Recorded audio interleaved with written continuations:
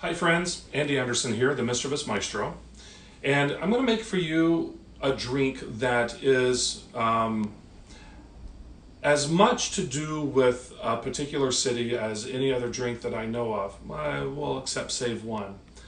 So I tell people, I like to tell people, I was born in Louisiana, but I like to tell people that I grew up in New Orleans, and I didn't grow up there, but I did grow up there. I grew up in the bars of New Orleans during undergraduate school. And I learned some really cool fancy tricks with bartending, and I learned a few really awesome drinks with bartending.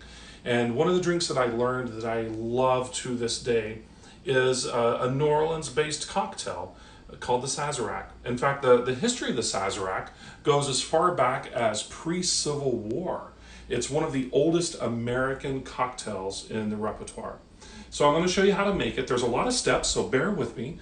But I think once you see it, and then once you taste it, you're going to become addicted to it, just like I did. So this is what you're going to do. The glass that you're going to actually serve the Sazerac in, you're going to put some ice in it to chill the glass. Now, don't put the glass in a freezer or anything like that to chill it. Just do it the old-fashioned way. Just put a few chunks of ice into it, just to kind of pre-chill the glass. You're just taking the heat off the glass, okay?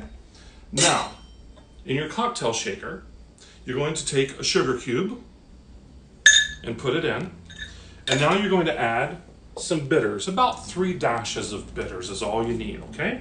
So again, be careful with bitters. It will stain anything that it touches, so don't get it on your white pants, your Sunday best, or anything like that. Just add some bitters, about 3 dashes. And now to that, add rye whiskey. You can use cognac. In fact, some of the earlier versions of the Sazerac uses cognac or brandy or regular bourbon, but the actual main recipe, the original recipe of the Sazerac, calls for rye whiskey. It's a very specific taste, and that's what you want to use. So to this, you want to add 2 ounces of rye whiskey.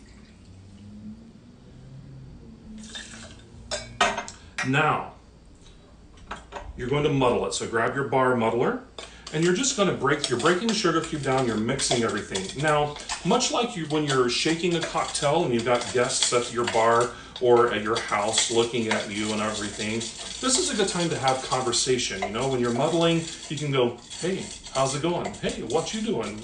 Where are you from? Blah, blah, blah, blah, blah. Have your conversations here. When you're muddling a drink, it's kind of awkward, like being in an elevator. You know, no one talks in an elevator. When you're muddling a drink, usually no one talks to you. So use that opportunity to get to know your friends. So we're well muddled here. Basically what we're doing, combining the sugar, the bitters, and the rye whiskey. Now, discard the ice that was in the glass. You're bringing the glass, just the temperature down a little bit. So just discard it. Put it in down the sink or something like that. And in this glass, you're now going to add one of my good friends, absinthe. And you're going to put a 1/4 ounce of absinthe. Now, if you don't have absinthe, you can use Pernod or any of the other liqueurs in your bar that you have that are the licorice liqueurs. But absinthe is the original recipe. You're going to put about a 1/4 ounce, and I see that my bottle is almost empty, so that means it's time to go shopping tomorrow. So put this in your glass, and now just kind of swirl it around. You don't want to get it, all the way from the tip to top, but you want to coat the glass a little bit with this. There's a really great bar in New Orleans on St. Charles Street called the Columns, and when they put the absinthe in, they actually spin the glass, they throw it up in the air, and they catch it. It's really cool. I'm not going to do that. I have low ceilings in my apartment here in New York. But I'm just coating the glass, the inside of the glass with the absinthe, and then just discard the rest of it. I know it seems like a waste to get rid of good absinthe, but you can just drink it later if you want to. So now you've got your absinthe-rimmed glass. You've got your whiskey mixture. This is the rye, the sugar, and the bitters. Pour it into your glass. And now you want to garnish it. You got to make it pretty, right? So take an orange, take a vegetable peeler, and you just want to do a nice little piece of orange rind like that.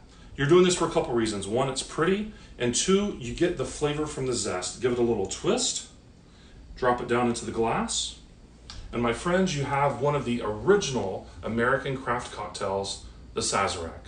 Cheers.